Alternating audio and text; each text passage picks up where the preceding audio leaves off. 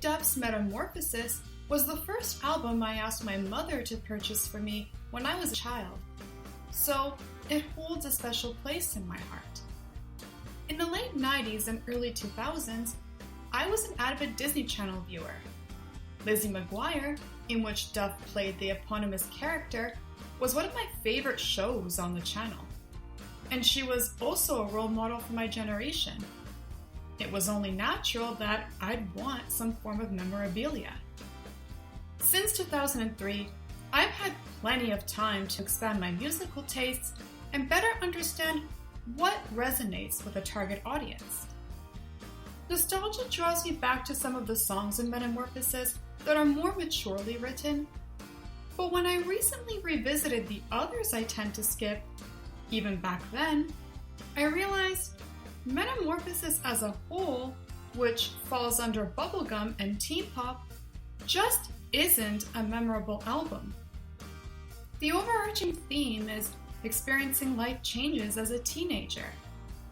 You'd think the content would include topics this demographic can relate to, even if Duff wanted to be subtle about it, such as peer pressure, family conflict, pursuing one's interests, and personal insecurities.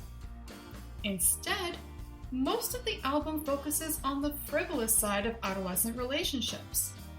Surely, as a young entertainer in a cutthroat business, she'd have had more to share than that, considering she played a vital role in conceptualizing Metamorphosis.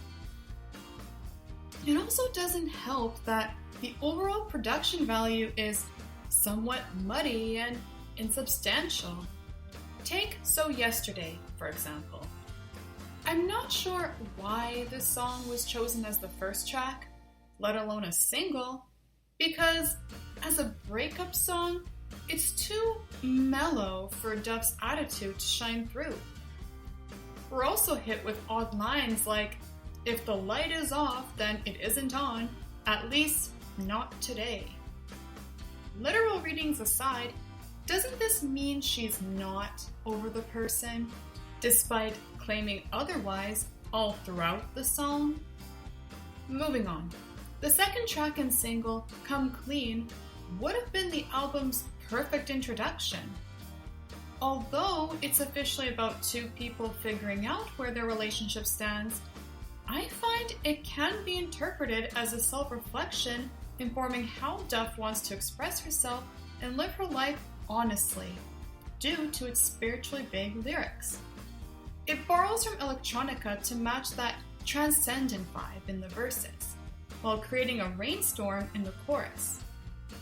I'll also give credit to Duff's cover version of Selene's Little Voice for tackling the idea that, despite harboring feelings for another, you don't have to pursue a relationship if you don't feel ready for everything that comes with it. I know in my high school days it was rare for someone to pass up on dating opportunities, most of them not leading to positive experiences, so this could have been a reassuring song to listen to. That being said, the music sounds overly flirty for lyrics that were intentionally toned down, giving the impression of mixed signals. Duff's sugary voice can be grating at times, but when it's soft, it actually sounds lovely in tracks like Anywhere But Here, an uplifting tune showing how grateful she is for the person who guides her out of her shell.